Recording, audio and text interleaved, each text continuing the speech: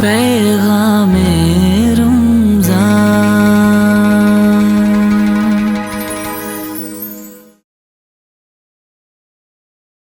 اعوذ باللہ من الشیطان الرجیم.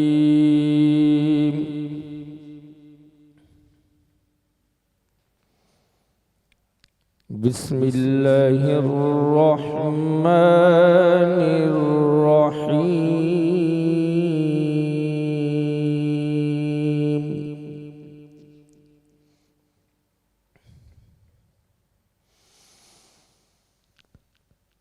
کلا بل تکذبون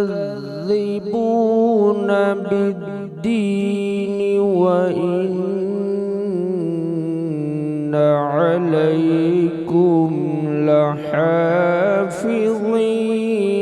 کراما کاتبین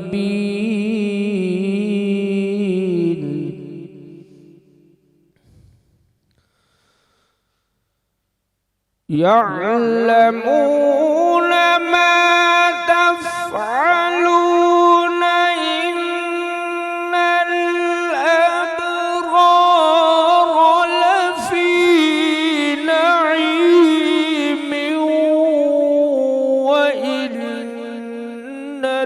الفجار لفي جحيم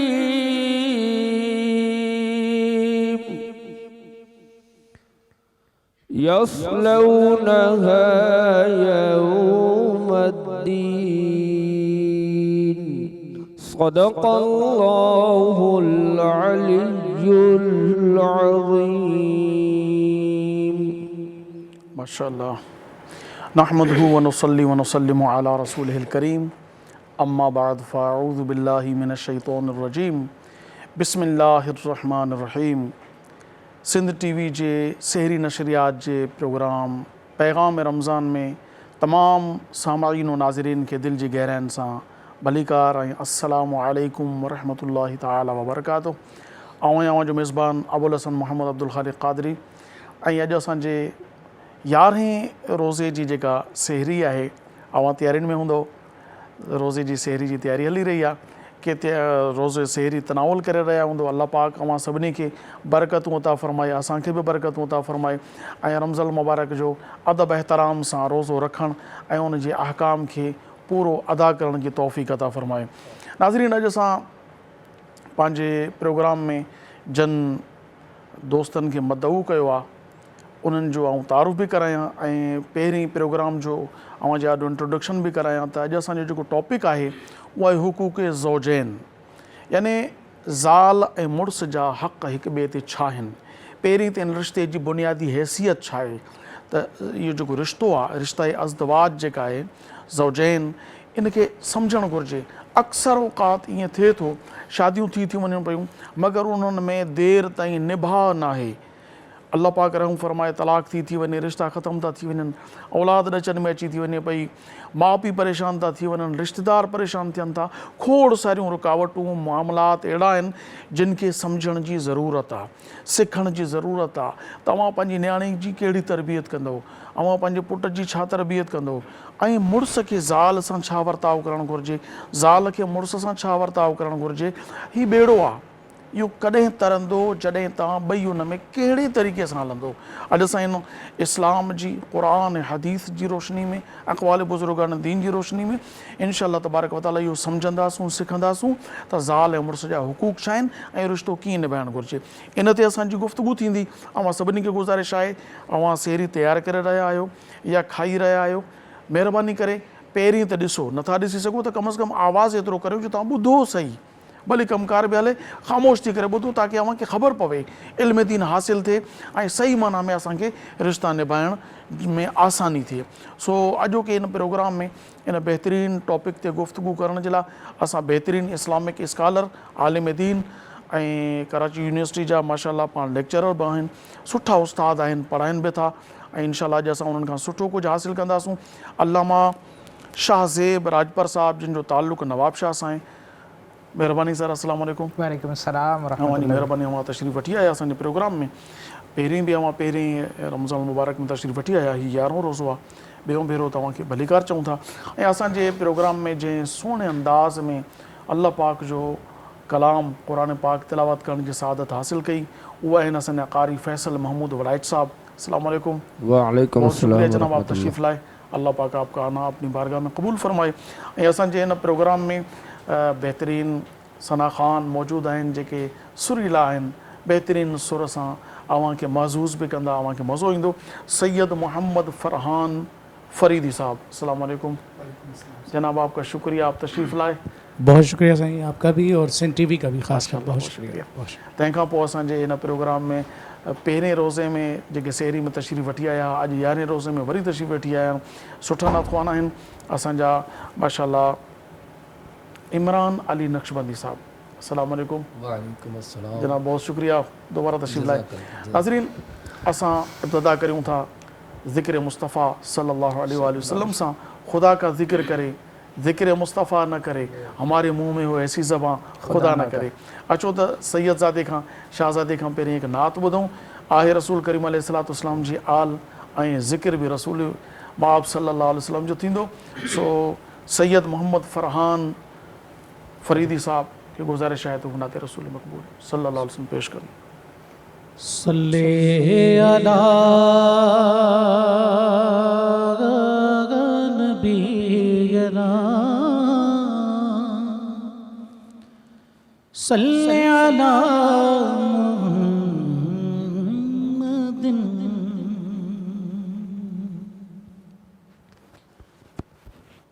जबी मेरी गो संगे दर तुम्हारा या रसूल अल्लाह।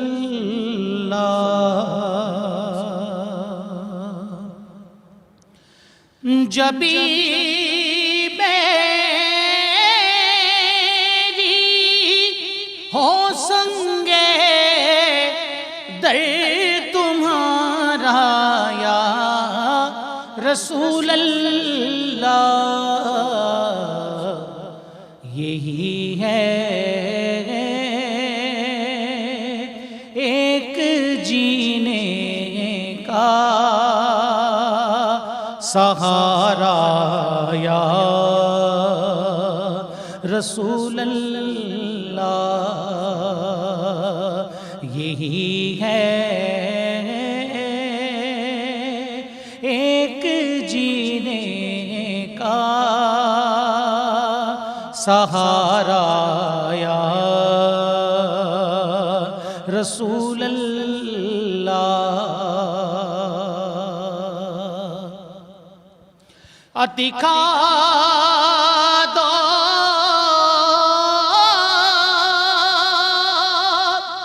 अपना चेहरा प्यारा प्यारा या रसूल अल्लाह। दिखा दो अपना चेहरा प्यारा प्यारा या रसूल अल्लाह। कि खुदा का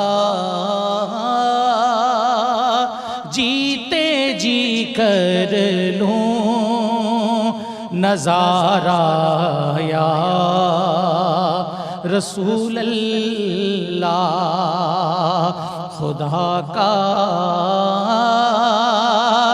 जीते जी कर लूं नज़ारा या रसूल अल्लाह। कि खुदा का जीते जी कर लूं नज़ारा या रसूल अल्लाह। गुनाहों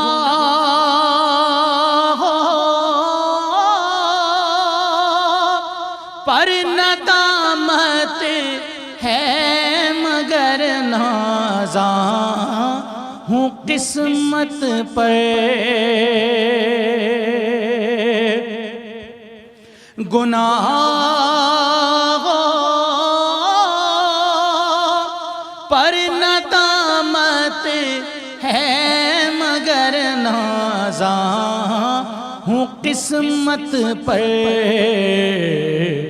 کہ میرے ہاتھوں میں ہے دامن تمہارا یا رسول اللہ، میرے ہاتھوں میں ہے دامن تمہارا یا رسول اللہ، یہی ہے ایک جینے کا سہارا یا رسول اللہ۔ ماشاءاللہ تمام بہترین علامہ صاحب، اجوको असांजो जेको मौज़ू आहे उन्हीअ ते गुफ़्तगू पहिरीं मां तव्हांखां हिकिड़ो सुवालु वठां, उन ते थोरो वज़ाहत इन शइ जी करियो त हुकूक ज़ौजैन जेकी आहे इहो रिश्ते जी बुनियादी हैसियत छा आहे, ज़ाल ऐं मुड़ुस जे रिश्ते जी बुनियादी हैसियत उनखे थोरो वज़ाहत करियो ताकी पोइ वरी बाद में हिन ते खुली करे। बिस्मिल्लाहिर्रहमानिर्रहीम। ज़ौजैन जेको लफ़्ज़ आहे उहो लफ़्ज़ ई असांखे ॿुधाए थो पियो त हिन जेकी रिश्ते जी जेकी पोयां बैक ते हैसियत आहे उहा ज़ोज जी आहे। ज़ोज अरबी ज़बान जो लफ़्ज़ आहे। ज़ोज चवंदा आहिनि जोड़ खे, साथीअ खे, जेके असां इंग्लिश में कंपेनियन चऊं, साथी जेको हूंदो आहे उनखे जोड़ चवंदा आहिनि। अल्लाह तबारक व तआला क़ुरान मजीद में जेको रिश्ता इज़्दिवाज बयानु कयो आहे, हिकिड़ो ज़ाल मुड़ुस जो जेको रिश्तो बयानु कयो आहे, उनखे अल्लाह तबारक व तआला ज़ोज जो लफ़्ज़ इस्तेमालु कयो आहे। ज़ोज मतिलबु इहो थियो त अल्लाह तबारक व तआला हिकु मर्द ऐं हिकु औरत खे जेके निकाह जे ज़रिए पंहिंजो पाण जे वेझो अचनि था उन्हनि खे हिकु ॿिए जो साथी ठाहियो आहे, हिकु ॿिए जो मददगार ऐं मुआविन ठाहियो आहे। हू ॿई पाण में कंपेनियन हिकिड़ी साथीअ जी हैसियत सां ज़िंदगी गुज़ारींदा, न त हिकिड़े कॉम्पिटेटर जी हैसियत सां हिकु ॿिए खे शिकस्त ऐं हार ॾियण जी हिसाब सां ज़िंदगी न गुज़ारींदा। इन जे करे अल्लाह तबारक व तआला इन रिश्ते जी छा करे हैसियत हिकिड़ी जोड़ ऐं साथीअ ते रखी आहे त असां जेके ज़ौजैन जा अल्लाह तबारक व तआला अलॻि अलॻि फ़र्दर हुकूक बयानु कया आहिनि, या जेके रिस्पॉन्सिबिलिटीज़ अल्लाह तबारक व तआला या हदीस नबवी सल्लल्लाहु अलैहि वसल्लम में ज़िक्र कयूं आहिनि, उन्हनि सभिनि खे जॾहिं असां पढ़ूं था, हिकिड़ी नज़र घुमायूं था त असांखे हर हिकु हक़ ऐं हर हिकु रिश्ते या हर हिकु रिस्पॉन्सिबिलिटी जे पोयां इहो ई हिकिड़ो शइ मिले थी त अल्लाह तबारक व तआला हिकु ॿिए खे हिकु ॿिए जो साथी ठाहियो आहे, हिकिड़े ज़ाल ऐं हिकिड़े मुड़ुस खे हिकु ॿिए जो साथी ठाहियो आहे। त ही हिकिड़ी ड्रोड़ न आहे त मूंखे अॻु वठिणो आहे, जी जी बिल्कुलु बिल्कुलु, बल्कि हिन रिश्ते जो नालो अज़वाज ज़ौज इन जे करे कयो वियो ताकी इहे ॿई हिकु ॿिए सां जोड़ आहिनि, गॾिजी हलनि, हलणो आहे, हिकु ॿिए सां गॾिजी हिकु ॿिए जी अंडरस्टैंडिंग सां हलणो आहे। ईअं न त हिकिड़े जो रुख हिकिड़ी तरफ़ हुजे, ॿिए जो रुख ॿी तरफ़ हुजे, या हिकु ॿिए खे हार ऐं मुक़ाबले वारी ॻाल्हि न आहे, हिकु ॿिए सां गॾिजी हलंदा तॾहिं नतीजे ते पुॼंदा, न त न पुॼी सघंदा। नाज़रीन, मां गुफ़्तगू ॿुधी रहिया आहियो हुकूक ज़ौजैन ते, ज़ाल ऐं मुड़ुस जा हक़। इहा तफ़सीली गुफ़्तगू इंशाअल्लाह थींदी। हींअर असांजो टाइम जेको थी वियो आहे उहो शार्ट कमर्शियल ब्रेक जो, हिते वठूं था हिकिड़ी नंढड़ी साही। केॾा न वञिजो, ॾिसंदा रहो सिंध टीवी प्रोग्राम पैगाम रमज़ान। पैगाम रमज़ान।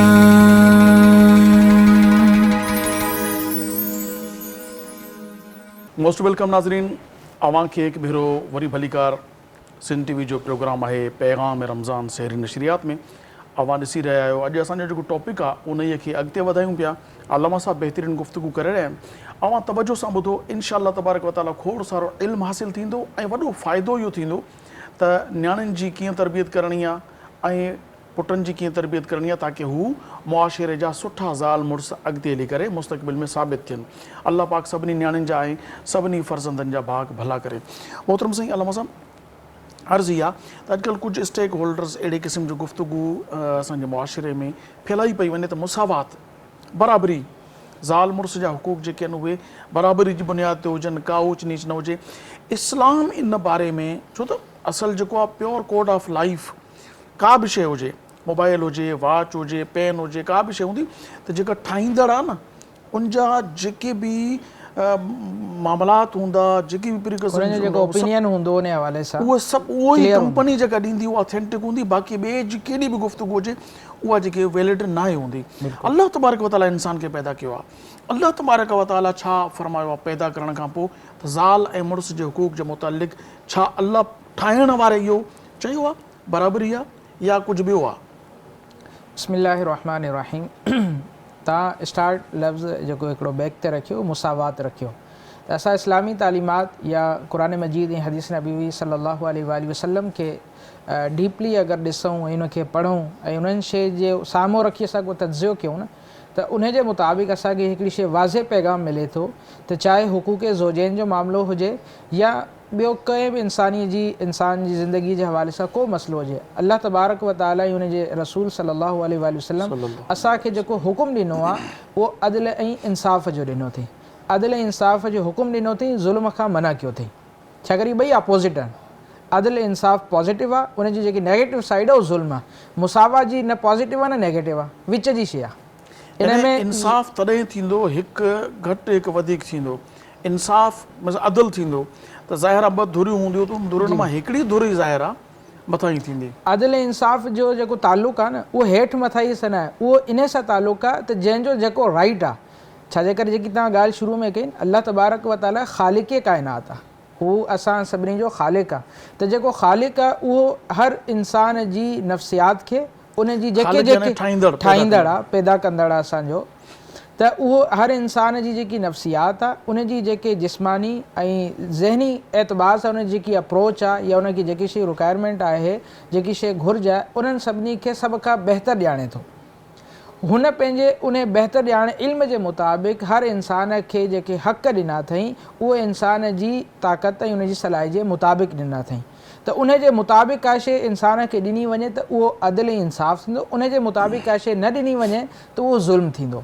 हाणे असां उन पेराए में ॾिसूं त अल्लाह तबारक व तआला जेको रिश्तो ठाहियो आहे ज़ौजैन जो, हिकु ज़ाल ऐं हिकिड़े मुड़ुस जो, त उन जे मुताबिक़ अल्लाह तबारक व तआला जेको ख़ालिक़ आहे, ठाहींदड़ आहे इंसान जो, पैदा कंदड़ आहे, उन जेको असांखे हुकुम ॾिनो आहे उहो इहो ॾिनो अथई त मर्द जेको आहे यानी हिकिड़ो जेको मुड़ुस आहे उन खे अल्लाह तबारक व तआला हाकिम ठाहियो आहे ऐं औरत जे ज़ाल खे उन जे हेठां कयो अथई। क़ुरान मजीद में अल्लाह तबारक व तआला इरशाद फरमायो अर्रिजालु क़व्वामूना अलन निसा, यानी त जेके मर्द आहिनि, जेके मुड़ुस आहिनि, उहे ज़ालुनि जा हाकिम ऐं सरदार आहिनि।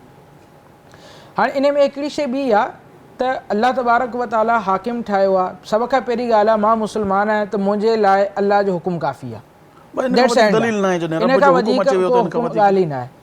क़ुरान पाक में जीअं ॿिए मक़ाम ते फरमाए कि जंहिं मौक़े ते जंहिं ॻाल्हि ते अल्लाह ऐं रसूल जो फ़ैसिलो अची वञे उते थर्ड ऑप्शन आहे ई कोन्हे, बसि उहो ई ऑप्शन आहे, उनखे एडॉप्ट करिणो आहे असांखे, उनखे खणणो आहे ऐं उन ते अमल करिणो आहे। सभ खां पहिरीं ॻाल्हि त इहा आहे। पर असां उनजे ॿी हिसाब सां ॾिठो वञे त अल्लाह तबारक व तआला जेको मर्द खे हाकिम ठाहे उनजी बिल्कुलु पोयां लॉजिक आहे, बिल्कुलु उनजे पोयां फ़लसफ़ो आहे त अल्लाह तबारक व तआला जेके मर्द खे ताक़त ॾिनी आहे, जेकी उनजी ज़हनी सलाहियत ॾिनी अथई या उनजी जेकी मैंटेलिटी अप्रोच आहे, उनजी जेकी ज़हनी तौर ते उनजी अप्रोच आहे उहा औरत खां वधीक रखी अथई। उनखे हर एतबार सां गर्मी आहे, सर्दी आहे, परेशानी आहे, ख़ुशी आहे, गम आहे, हर एतबार सां उनखे अल्लाह तबारक व तआला सब्र ॾिनो अथई, तहम्मुल ॾिनो अथई, बर्दाश्त ॾिनी अथई, जंहिंजे करे हू पंहिंजा फ़ैसिला या पंहिंजे महतहत अचण वारनि जा फ़ैसिला अहिड़े तरीक़े सां वठी सघे थो या निभाए सघे थो जेके रिक्वायर्ड आहिनि। औरत में इहा शइ न आहे। औरत कंहिं कंहिं मक़ाम ते कंहिं कंहिं जॻह ते थोरी जल्दबाज़ आहे उनजी फितरी एतबार सां या उन में शफ़क़त घणी आहे। अच्छा, इहो असां पंहिंजे तरफ़ां तय नथा करे सघूं जॾहिं अल्लाह तबारक व तआला इहा शइ कई आहे। ॾिसो कुझु माण्हू पंहिंजे अकुल जा घोड़ा टोड़ाइण जी कोशिशि कंदा आहिनि, इहो उते इजाज़त हूंदी आहे तव्हांखे पंहिंजे फ़ैसिले करण जो इख़्तियार। जॾहिं अल्लाह तबारक व तआला कंहिं मौक़े ते, कंहिं मौज़ू ते, कंहिं मामले ते पाण फ़ैसिलो न फ़रमायो, जॾहिं अल्लाह तबारक व तआला नस क़तई में क़ुरान पाक में हिकिड़ी शइ जो फ़ैसिलो फ़रमाए छॾियो हुजे, उन ते पंहिंजे अकुल जा घोड़ा टोड़ाइण सां यक़ीनन इंसान खे पंहिंजो नुक़सानु थींदो। हाणे तव्हांखे सुवालु इहो आहे, इन में हिकिड़ी शइ ॿी अञा मां एड कंदुमि त ईअं न आहे त सिर्फ़ु इहो हिकिड़ो ई मसइलो आहे जंहिंमें अल्लाह तबारक व तआला असांखे ॿुधायो आहे त जेको आहे न मर्द खे फ़ज़ीलत ॾिनी वई आहे, मर्द खे हक़ वधीक ॾिना वञनि, ईअं न आहे। सिर्फ़ु इहे हिकिड़े मक़ाम ते असां आख़िरी नबी सल्लल्लाहु अलैहि वसल्लम जा उम्मती आहियूं। آخری نبی صلی اللہ علیہ وآلہ وسلم کے اللہ تبارک و تعالیٰ تمام انبیاء تے سربراہی ॾिनी आहे, तमाम जो सरदार ठाहियो हिते बि मुसावात न आहे न, हिते मुसावात न आहे, मतिलबु अंबिया हर हिकु नबी हर हिकु रसूल फज़ीलत वारो, बेशक अज़मत वारो, वॾी वॾी इज़त ई शान आहे। तमामु इंसाननि तमामु फ़रिश्तनि खां वधीक उहे अफ़ज़ल आहिनि जेके अंबिया आहिनि, अलाह जा नबी आहिनि। पर उन्हनि सभिनी नबियनि मां अलाह तबारक व ताला जेके उन जा रसूल आहिनि, छाकाणि नबियुनि जी तादाद 1.25 लाख आहे तक़रीबन कमो बेश, उन में रसूल मख़सूस आहिनि 313 जो तादाद आहे। उन्हनि नबियनि मां 1.25 लाख में 313 खे फज़ीलत ॾिनई त हीअ जेके आहिनि उन्हनि खां बेस्ट आहिनि। वरी उन खां पोइ उन्हनि 313 में 5 हिकिड़ा ॿिया आहिनि जेके उलुल अज़्म नबी चवंदा आहिनि, उन्हनि खे फज़ीलत ॾिनई। उन्हनि मां वधीक वरी जंहिंखे सभ खां वधीक फज़ीलत ॾिनई उहा असां ऐं तव्हां सभिनी जा आख़िरी नबी सल्लल्लाहु अलैहि वसल्लम उहे आहिनि, उन्हनि खे फज़ीलत। हाणे इन जो इहो मतिलबु न आहे त ॿियो को फज़ीलत वारो न आहे, पर अल्लाह तबारक व तआला ख़ालिक़ काइनात हू जंहिंखे चाहे जेतिरो मर्ज़ी चाहे नवाज़णु चाहे उहो नवाज़े सघे थो। माशाअल्लाह, अल्लामा साहब तमामु ज़बरदस्त गुफ़्तगू थी रही आहे। हाणे सुवालु इहो आहे त औरत ऐं मर्द जा हुकूक अलॻि अलॻि त आहिनि, जो इहो मतिलबु त न आहे त बसि औरत खे को बि हक़ न आहे। मां चाहींदुसि त पहिरीं औरत जा हुकूक बयानु करियो त मुड़ुस ते उन जी ज़ाल जा घरवारी जा कहिड़ा कहिड़ा हुकूक इस्लाम बयानु फ़रमायनि। असां जेकी हींअर ॻाल्हि कई पे उन सां इहा ॻाल्हि बिल्कुलु वाज़े थी वई आहे त अल्लाह तबारक व ताला मर्द खे हाकिम ठाहियो आहे, पर उनखे अदल इंसाफ़ सां ठाहियो अथई। अदल इंसाफ़ सां ठाहियो अथई, इन जो मतिलबु वाज़े तौर ते इहो आहे त जिथे मर्द जा हक़ आहिनि त उते औरत जा बि हक़ आहिनि, यानी जेतिरी उनजी रिक्वायर्ड आहे, जेकी उनखे घुरिज आहे, उनजे मुताबिक़ उनखे बि हक़ ॾिना वञनि। क़ुरान मजीद में जिथे अल्लाह तबारक व ताला इहो इरशाद फ़रमायो और रिजालु क़वामून अलन निसा, यानी मर्द औरतुनि ते हाकिम आहिनि, उते इहो बि इरशाद फ़रमाई व आशिरूहुन्न बिल मारूफ़, यानी जेके तव्हांजे मातहत औरतूं अचनि थियूं उन सां हिकिड़ी सुठी ऐं हिकिड़ी बहितरीन तरीक़े जी जेकी लाइफ आहे मुआशरत आहे उहा गुज़ारिजी वञे, एहसन अंदाज़ में गुज़ारिजी वञे। हाकिम आयो इन जो मतिलबु इहो न आहे त लॉर्ड ज़ालिम ऐं जाबिर हाकिम जो तस्वुर न हुअणु घुरिजे, हिकु नरम मिज़ाज ऐं भलाई चाहींदड़ ऐं सुठो मतिलबु रहनुमाई जेका आहे न, अॻवानी जो मक़सदु इहो हुअणु घुरिजे त उनखे सुठी रस्ते ते हलाए। ईअं न हुजे जो ज़ुल्म जबर ॾाढ त इहा हुकुमरानी थोरी, हिते हिकिड़ी बादशाहत आहे, ज़्यादती आहे। इहो ॾिसजे न त अल्लाह तबारक व ताला ऐं दीन इस्लाम ख़ानदानी निज़ाम खे प्रोमोट थो करे, तरजीह थो ॾिए, मतिलबु हिकिड़ी कंबाइन शयूं जेके आहिनि उन्हनि खे तरजीह थो ॾिए त अलॻि अलॻि न घुमो पिया, गॾिजी रहो पाण में प्यारो मोहबत सां रहो। हाणे गॾिजी जॾहिं माण्हू हलंदा त ज़रूरी आहे त कंहिं न कंहिंखे लीडर त ठाहिणो पवंदो न, कंहिंखे त अॻवान ठाहिणो पवंदो न जेको सभिनि जा मामला मैनेजमेंट करे। सब जो लीडर थियनि त मातहत केरु, सब जो मातहत थियनि त लीडर ज़ाहिर निज़ाम न हलंदो। गाॾी हूंदी त हिकिड़ो ड्राइवर हूंदो, सभु ड्राइवर हथ में हुजे त गाॾी वञे काॾे, हिकिड़ा हेॾे छुकी बीठा हुजनि, हिकिड़ा हेॾे छुकी बीठा हुजनि, गाॾी हलंदी कोन। हिकिड़ो ड्राइवर, हिकिड़ो सरबराह, हिकिड़ो लीडर कुंबे जो, ख़ानदान जो, कुटुंब जो हुअणु ज़रूरी आहे। त औरत जे हुकूक खे थोरो वाज़े करियो। त असां हिन सां ॻाल्हि कई पे त उनखे मर्द खे हाकिम ठाही ऐं उनखे चई त तव्हांखे रिआया खे हलाइणो आहे, पर रिआया जा बि हक़ अथव। तव्हांजे हेठां जेके घर वारा अचनि था, बिलख़ुसूस जेकी तव्हांजी घरवारी आहे उन जा हक़ आहिनि, त उनजे सभ खां पहिरीं शइ आहे त जेकी घरवारी आहे उनखे खाइणु पीअणु उनजो जेको उनजो पंहिंजे फैमिलीअ में हो, ऐं मर्द जी बि ओतिरी सलाहियत आहे त उनखे खाइण पीअण जो निज़ाम ॾे बिल मारूफ़, जेको उर्फ़ मुताबिक़ आहे, उर्फ़ जे मुताबिक़ आहे, मतिलबु जेकी मर्द जी हिकिड़ी हैसियत आहे, ताक़त आहे, उन जे मुताबिक़ औरत खे हलाए। ईअं न हुजे त पाण त सफ़ा ओ लेवल या हाई क्लास में पियो हले, औरत खां पुछे ई न घरवारीअ खां। ऐं कुझु ख़ानदाननि में, कुझु इलाइक़नि में ईअं बि आहे त औरतुनि खे गोश्त न आहिनि खाराईंदा। मतिलबु मुंहिंजो ताल्लुक़ु बेसिक जेकोबाद सां आहे त हू थोरो इन एरिया में जेको ट्राइबल एरिया आहे उन में ईअं थींदो आहे त आमतौर ते औरत असां ॾिसंदा आहियूं जेके ज़्यादती मतिलबु चई न आहियूं सघंदा, ज़ाती मामलात आहिनि त मर्द घुमंदो ॾाढो ईअं सिटी जी, ऐं औरत खे मथे ते गंढ हूंदी या पेती हूंदी, ॿारला सभु हुनजी हंज में हूंदा, गेल गेला औरत ईअं महसूसु थींदी जिन पुराणे दौर में को हिकिड़ो ग़ुलामनि वारो दौर हूंदो हो त उहो ग़ुलाम थी करे औरत उनजे पोयां ईंदी। हीअ मतिलबु त इस्लाम जो त हुस्न इहो आहे त ग़ुलाम जे बारे में फ़रमाइनि त जेको पाण खायो, जेको पाण पायो, ग़ुलाम खे बि उहो पारायो। त हिकिड़ो जेको आज़ादु शख़्स आहे ऐं उहो जंहिंजो रिश्तो ठहियो ई प्यार ऐं मोहबत जी बुनियाद ते आहे, उनखे इस्लाम कीअं थो छॾे सघे। इन जे करे पाण सॻोरन सल्लल्लाहु अलैहि वसल्लम जिथे फ़रमान ॿुधाया त ख़ैरुकुम ख़ैरुकुम लि अहलिही व अना ख़ैरुकुम लि अहलिही, यानी त तव्हां सभिनी मां बहितरीन शख़्स इज़त वारो शख़्स उहो आहे जेको पंहिंजे घर वारनि लाइ बहितरीन हुजे। ॿाहिरि वारे लाइ त सभु को बहितर थी वेंदो। ॿाहिरि त ॾाढो अदब अख़लाक जी ग्रामेटिकल गुफ़्तगू हुजे ऐं घर जे अंदरि इंतिहाई गंदी ज़बान बद अख़लाक ऐं उथंदे गार गंद, त इहो इंसान जेको आहे न इहा बि मुनाफ़क़त आहे, बिल्कुलु अमली मुनाफ़क़त आहे। त ॿाहिरि ॾाढो नेक, ॾाढो परहेज़गार, ॾाढो ख़ुशि अख़लाक ऐं ॾाढो भलो हुजे, घर में घिरंदे ई दाबो दड़को बदमाशी ईअं न आहे। असांखे नबी करीम अलैहिस्सलातु वस्सलाम जिन जी ज़ात अक़दस जंहिंजे लाइ अल्लाह तबारक तआला फरमायो लक़द कान लकुम फी रसूलिल्लाहि उस्वतुन हसना सल्लल्लाहु अलैहि वसल्लम, तव्हांजे लाइ जनाब रिसालत इमाम हिन अल्लाह पाक जे आख़िरी नबी हज़रत मोहम्मद सल्लल्लाहु अलैहि वसल्लम जी ज़िंदगी बहितरीन अमली नमूनो आहे। नबी करीम अलैहिस्सलातु वस्सलाम पंहिंजा कम घर में हतल इम्कान पाण कंदा, हता कि रिवायतुनि में कपिड़ा बि पाण धोईंदा। ॾिसो अॼु जे दौर में जेकॾहिं को मर्द घर में वेही करे कपिड़ा धोए त उनखे ताना ई खाई वेंदा त तूं कॾहिं खां वठी नौकर थियो आहे साल जो। इन में नबी करीम अलैहिस्सलातु वस्सलाम खां मथे का शख़्सियत न थी या न थींदी, उहे पंहिंजा कपिड़ा पाण धोइनि था, त पोइ ॿिए मर्द खे इन में छो आख़िर घटिताई महसूसु थिए।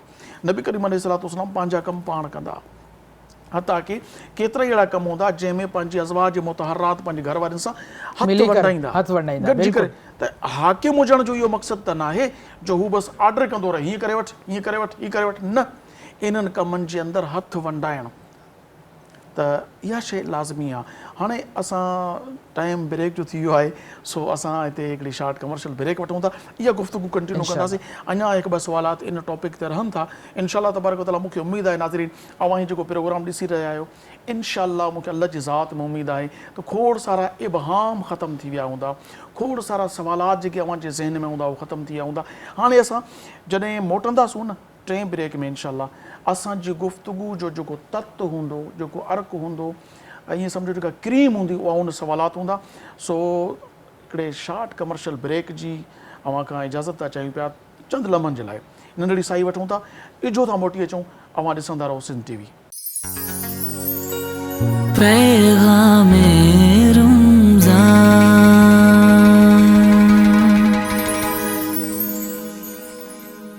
भलीकार नाज़रीन, 11वीं सहरी माशाअल्लाह तयारियूं आहिनि, के करे चुका हूंदा, के करे रहिया हूंदा, पर जेके असांखे ॾिसनि था पिया, मां सम्झां थो यकीननि तव्हांखे इंतज़ारु हूंदो असांजी गुफ़्तगू जो, त टॉपिक हिकिड़े बहितरीनु मोड़ ते पहुतो आहे ऐं हुकूक ज़ौजैन, ज़ाल मुड़ुस जा हुकूक।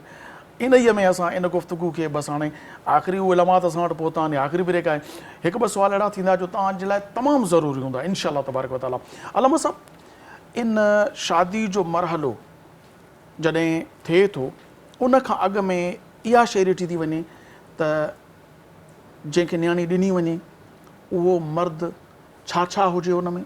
अॼुकल्ह ॾिठो थो वञे त नौकिरी अथसि, घर भलो अथसि, ऐं इन मुआशिरे में उनजी हैसियत छा आहे, माउ ज़िंदा अथसि या न, इहो मतिलबु हा ख़ासि तौर ते त माउ अथसि, भेणियूं अथसि, त कहिड़ी शइ खां अवॉइड आम तौर ते थो कयो वञे। भेणियूं अथसि न छॾे ॾे, मतिलबु माउ जीअरी अथसि अलॻि शर्त, माउ पीउ खां अलॻि रहंदो, ऐं भेणियूं भेनर गॾु न हूंदसि, भाइर गॾु न हूंदसि, ऐं ख़ासि तौर ते जॻह इन जे नाले ते लिखाए ॾियो त उनजी।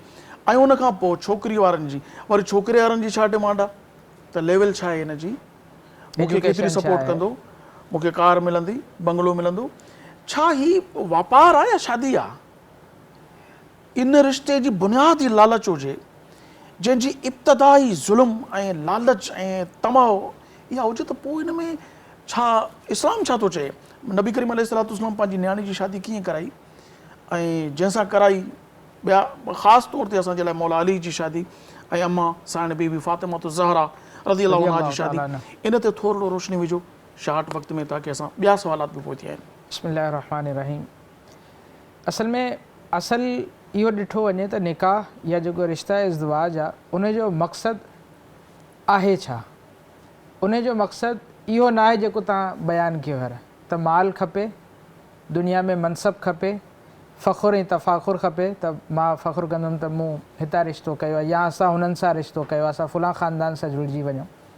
असां पाण सॻोरनि सल्लल्लाहु अलैहि वसल्लम जी पंहिंजी ज़िंदगीअ खे ॾिसूं या पाण सॻोरनि सल्लल्लाहु अलैहि वसल्लम जी तालीमात या अमल खे ॾिसूं त इहे टई शयूं बुनियादी तौर ते नसब यानी ख़ानदान, मालो दौलत या वरी हुसन, पाण सॻोरनि सल्लल्लाहु अलैहि वसल्लम इन्हनि टिनी शयुनि खे तरजीह न आहे ॾिनी ऐं असां वटि जेको हींअर मुआशिरो हले थो पियो इहो इन्हनि टिनी शयुनि खे बि थो तरजीह ॾिए या त हुस्न खपे या माल खपे या ख़ानदान नसब खपे। जॾहिं त नबी करीम अलैहिस्सलाम जा ग़ुलाम सॾायूं था पाण सॻोरनि अलैहिस्सलाम जन वाज़िह फरमायो त को निकाह कंदो आहे हुस्न खे ॾिसी जी को निकाह कंदो आहे माल खे ॾिसी को निकाह कंदो आहे सीरत खे ॾिसी अने हिकिड़ी शइ ख़ानदान खे ॾिसी इन्हनि टिनि सां जेको करे थो उहो शख़्स कामयाबु न आहे नाकाम थींदो उहो मतिलबु उन जो रिश्तो घणो अरसो न हलंदो या हलंदो त उन जेकी उन जी बस गुज़ारिश वक़्त पे गुज़ारींदा बाक़ी उहो प्यार मोहब्बत हिकिड़ी जेकी अपनाइयत आहे उहा शइ उन्हनि में पैदा न थी सघंदी। ऐं नबी करीम अलैहिस्सलाम जन मुख़्तसर जॾहिं त काइनात जा मालिक आहिनि बिल्कुलु रब ताला ख़ालिक आहे मदीने वारो साईं सल्लल्लाहु अलैहि वसल्लम मालिक आहिनि बिल्कुलु त काइनात जा मालिक थी करे पंहिंजी न्याणीअ खे जंड ईअं ई आहे प्यालो चटाई चादर ऐं तॾो ऐं इहे मुख़्तसर शयूं ॾेई करे इहा शइ साबित कई त ॾाज ॾियण में वॾाई न आहे। ईअं ई आहे मां गारंटी सां चवां थो अल्लाह पाक आदम अलैहिस्सलाम खां वठी आख़िरी इंसान ते जेका काइनात ठाही उन में सभ खां वॾे में वॾो माण्हू वॾी इज़त वारो वॾो मोहतरम ऐं जंहिंजे सदके में काइनात ठाही उहो हज़रत मुहम्मद सल्लल्लाहु अलैहि वसल्लम उन पंहिंजी न्याणी खे जेको ॾाज ॾिनो उन खां बहितर ॾाज काइनात में कोई नथो ॾेई सघे ऐं उन इहे शयूं ॾिनियूं त असांखे डिमांड न करणु घुरिजे। हाणे सुवालु इहो आहे त न्याणी खे जॾहिं रुख़सत कयो वेंदो आहे त उनजी माउ उनखे चवंदी आहे त धीअ कॾहिं बि हेठि न थी जाए दाॿो रखजांइ न त सॼी उमिरि जे लाइ हेठां अची वेंदी बिल्कुलु ख़बरदार जो सस जो चयो वरितो अथई महसूसु कराइजांइ पंहिंजो स्टेटस पंहिंजो बिहेव उहो रखजांइ ताकी तूं हेठि न थी ऐं होॾां मुड़ुस खे यानी थियण वारे मुड़ुस खे पुट खे छा सम्झायो वेंदो आहे त पुट ख़बरदार ज़ाल जो नौकर न थिजांइ उनखे ज़ाल खे ज़ाल करे रखजांइ पेरनि में रखजांइ दाॿो कजांइ उन ते पहिरीं राति जेकॾहिं हेठि अची वञे त उमिरि भर जे लाइ ग़ुलाम थी वेंदा इहो छा मतिलबु को दुश्मनियूं पालण जे लाइ रिश्तो कयो थो वञे या उनखे कीअं तरबियत थियणु घुरिजे इन ते थोरो असल में उहा ई ॻाल्हि आहे न त तालीम न वालदेन खे आहे वालदेन खे तालीम आहे कोन त उहा अॻिते औलाद खे बि नथा ॾियनि ख़बर ई न आहे त जेको ही असां रिश्तो क़ाइमु करणु वञूं था हिकिड़ो रिश्तो नए रिश्ते जो आगाज़ बि थो थिए हिकिड़े नए ख़ानदान जो आगाज़ बि थो थिए इन जे पोयां असांखे घर ठाहिणो आहे या तबाह करिणो आहे हिक ॿिए खे हेठि ॾेखारिणो आहे या हिक ॿिए सां गॾिजी हलणो आहे हिक ॿिए सां निभाउ करिणो आहे हिक ॿिए खे ख़तमु करिणो आहे मतिलबु इन शइ खे जॾहिं असां सम्झी वेंदासीं त इहे ॻाल्हियूं पोइ मैटर न रखंदियूं ॿ जुमिला वॾा मशहूरु इस्तेमालु कया वेंदा आहिनि चवंदा आहिनि हिकिड़ी माउ जे हथ में हूंदो आहे त पंहिंजे धीउ जो घरु ठाहे या तबाह करे ॿिन्ही जुमिलनि सां ठहंदो आहे जे हू रुख़सत कंदे वक़्तु पंहिंजी धीउ खे चए अॼु खां वठी तुंहिंजो हीउ घरु ख़तमु थी वियो पोइ ते न ॾिसजांइ जे इहो जुमिलो चवंदी त मतिलबु हुन हुनजे घरु ठाहियो हाणे उहो अॻिते हुनखे ख़बर आहे पोयां केरु न आहे त हू हर हालत में निभाउ करण जी कोशिशि कंदी ऐं जे ॿियो जुमिलो इस्तेमालु थी करे त अॼु इहो न सम्झजांइ त पोइ ते तुंहिंजा सभु मरी विया तुंहिंजो रिश्तो कयूं था तूं असांजे घर मां रुख़सत थी बि थी पर इहो न सम्झजांइ त पोइ ते सभु मरी विया पोइ ते असां ज़िंदा वेठा आहियूं जे इहा ॻाल्हि करे थी हिकिड़ी माउ त सम्झ त हू हुनजे घर खे तबाह थी करे पियो हुनखे आसिरो ॾिए थी पए त पंहिंजे तरफ़ां तूं का बि कमी न कजांइ छिके रखजांइ ख़ासि तौर ते जॾहिं न्याणी ईंदी आहे न घर में उथंदे ई माउ जो भेण जो चवणु ऐं असांजी छोकिरी त ॻरी वई आहे ईअं ई असांजी छोकिरी सां वॾो ज़ुल्म आहे हाणे उहा वीचारी न रोईंदी बि न्याणी औरत ज़ाहिर कमज़ोर थी बगोड़ा ॻाड़े विधई त पोइ त साईं ज़ुल्म थी वियो बर्बादु थी वियो असांजी न्याणी सां एॾो वेधनि न्याणी हथ त ॾेखार ऐं सॼो ॾींहुं कमकार तूं थी करे पई नथी ॿुधाए तूं सच असांखे ज़ुल्म कयो तूं असांजी न्याणी सां बाबा जन तव्हांखे उहा अहिड़ी मतिलबु हुई कमकार न करणा मुड़ुस जी ख़िदमत न करे जी हा जेकॾहिं तव्हां हिकिड़ो सुवालु आहे सो सिंपल बिल्कुलु जेकॾहिं तव्हां चाहियो था त पंहिंजी सस जी ख़िदमत न करे सहुरे जी न करे त उहो पोड़ाइप में काॾे वञनि भला आख़िर जेकॾहिं उनजी नुंहुं अची करे बि हिननि पोड़नि जी ख़िदमत न करे कहिड़ी ज़रूरत आहे नौकरानी रखनि पंहिंजे लाइ बि सोचो न असल में मसइलो इहो आहे न पंहिंजी धीउ ससु ऐं सहुरे जी ख़िदमत करे इहो असांखे पसंदि न आहे पर ॿिए जी धीउ असांजी यानी पंहिंजे घर में ससु ऐं सहुरे जी ख़िदमत न करे त असांखे इहो पसंदि आहे बिल्कुलु नेगेटिव सोच आहे न मतिलबु असांजी धीउ ॿिए कंहिं ससु सहुरे जी ख़िदमत करे डबल स्टैंडर्ड आहे ॿिटो मयार आहे ॿियनि जे लाइ ॿियो मयार आहे पंहिंजी धीउ लाइ हिकिड़ो मयार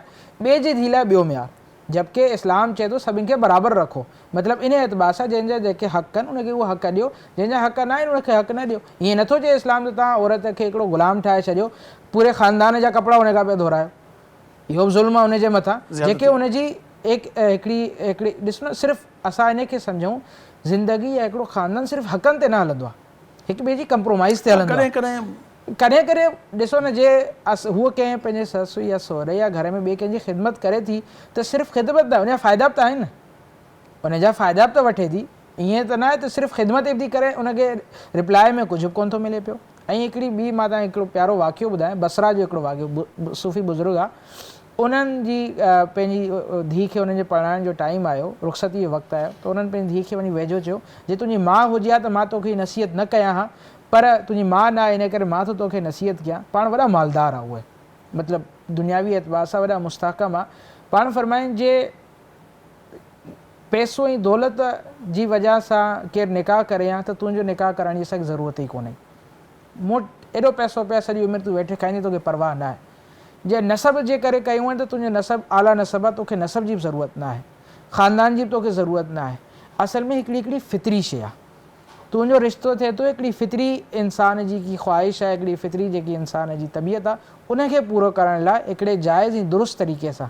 लिहाज़ा तूं पंहिंजो पाण खे उते वञी न पंहिंजे पीउ जे पैसे ते मस्ती कजां, न पंहिंजे पीउ जे ख़ानदान ते उनखे टोक ऐं तंज़ कजां, न पंहिंजी ॿी कंहिं वजह सां उनखे हेठि ॾेखारण जी कोशिशि कजां। तुंहिंजे मथां आहे जे तूं पंहिंजे मुड़ुस खे बादशाह कंदीअ त पाण बि राणी थी रहंदीअ, जे हुनखे ग़ुलाम कंदीअ त पाण बि नौकराणी थी पवंदी। बहितरीन जुमिलो सर, जेकॾहिं का औरत चाहे थी त मां राणी थी रहां त उनखे पंहिंजे मुड़ुस खे बादशाह करणो पवंदो, पर जेकॾहिं का औरत चाहे थी त मुंहिंजो मुड़ुस नौकर हुजे त पाण नौकराणी थींदी, उहो नौकर जी बि ज़ाल थी वेंदी, नौकराणी बि न बल्कि नौकर जी बि ज़ाल थी वेंदी। त औरत खे घुरिजे त पंहिंजे मुड़ुस खे जेकॾहिं पाण खे राणी ॾिसणु चाहे थी त पंहिंजे मुड़ुस खे बादशाह, प्रिंसेस त शहज़ादी खे चइजे, पर जेकॾहिं राणी क्वीन ॾिसणु चाहे थी पई त पोइ पंहिंजे मुड़ुस खे किंग ठाहिणो पवंदो। ऐं ज़ाहिर आहे किंग ठाहिण जे लाइ वॾो किरदारु औरत जो आहे। ऐं इहा बि यादि रखो नाज़रीन, मां अव्हां जी ख़िदमत में इहा बि गुज़ारिश कंदुसि त जेकॾहिं ज़ाल ऐं मुड़ुस जो रिश्तो अख़लाक़ ते मबनी आहे, हुस्न अख़लाक़ ते, उहे तव्हां करे ॻाल्हाइनि था, अदब ओ एहतराम कनि था, हिक ॿिए जो इज़त ॾियनि था, ॻाल्हि ॻाल्हि ते तंज़ ऐं टोक नथा कनि पिया, त पोइ जॾहिं हुनजी औलाद ईंदी न, उहा ॾिसंदी त असांजी माउ असांजे पीउ सां छा वर्ताव थी करे पई। यकीन कयो इहा औलाद खे पोइ तव्हांखे सम्झाइण जी ज़रूरत न पवंदी, तव्हांजे रवैये, माउ जे रवैये मां न्याणी सबक़ु हासिलु कंदी त हीअ पंहिंजे उन सां, ऐं पुट ॾिसंदा त असांजो पीउ असांजी माउ सां कीअं थो हले, पोइ तव्हांखे तरबियत जी बि ज़रूरत न पवंदी। नाज़रीन, वक़्तु थोरो, ॻाल्हियूं भलियूं, तमामु सुठो मौज़ू हो, असांजी गुफ़्तगू हलंदी रही माशाअल्लाह तबारक व ताला, मगर छा करियूं, वक़्तु साथ कोन थो ॾिए पियो। सहरी जो वक़्तु बि पूरो थी चुको आहे ऐं असां अव्हां खां इजाज़त बि चाहींदासूं इन उमेद ते त इंशाअल्लाह तबारक व ताला अव्हां सुभाणे बि असांजे इन सिंध TV जी नशरियात जेका आहे सहरी जी पैगाम रमज़ान, इनखे ज़रूरु ॿुधंदा ॾिसंदा। इन में इन लफ़्ज़नि ते मां अव्हां जो मेज़बान अबुल हसन मोहम्मद अब्दुल ख़ालिक़ क़ादरी अव्हां खां इजाज़त वठंदुसि त महिरबानी करे असांखे ज़रूरु असांजी यूट्यूब ते तव्हां वेंदो, उन ते सिंध TV HD इस्लामिक खे लाइक करियो, सब्सक्राइब करियो ऐं उते कमेंट्स ॾियो, असांजो अॼु जो प्रोग्राम अव्हांखे कीअं लॻो। तव्हांजा जेके कमेंट्स आहिनि न, असांजे लाइ एनर्जी आहे, असांजे लाइ ताक़त आहे, ताकी असां ॾिसूं त असांजो प्रोग्राम अव्हांखे कीअं लॻो, असां हिनखे कहिड़ी ऐं सलाह बि ॾियो, मशवरा बि ॾियो त इन मां अञा वधीक असां छा करियूं त असांजो प्रोग्राम वधीक बहितरु थींदो। लिंक हेठां अची बि रही आहे, उनखे ॾिसो, जेकॾहिं यादि आहे Sindh TV HD Islamic YouTube ते। तव्हांजी महिरबानी, इजाज़त थो वठां पियो। वेंदे वेंदे असां रिसालत माब सल्लल्लाहु अलैहि वसल्लम जी शान में सनाख़ानी ॿुधंदा वेंदासूं। तेसीं ताईं पंहिंजे मेज़बान अबुल हसन मोहम्मद अब्दुल ख़ालिक़ क़ादरी खे इजाज़त ॾींदा ऐं इमरान अली नक्शबंदी नात पढ़ंदा। अस्सलामु अलैकुम।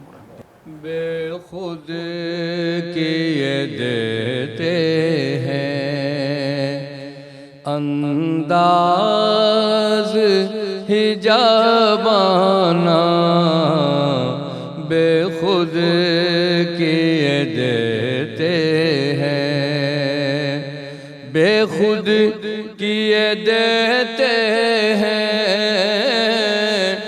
अंदाज हिजाबाना। आदिल में तुझे रख लूं ए जलवाए जानाना, आदिल में तुझे रख بس اتنا کرم کرنا اے چشم کریمانہ، بس اتنا کرم کرنا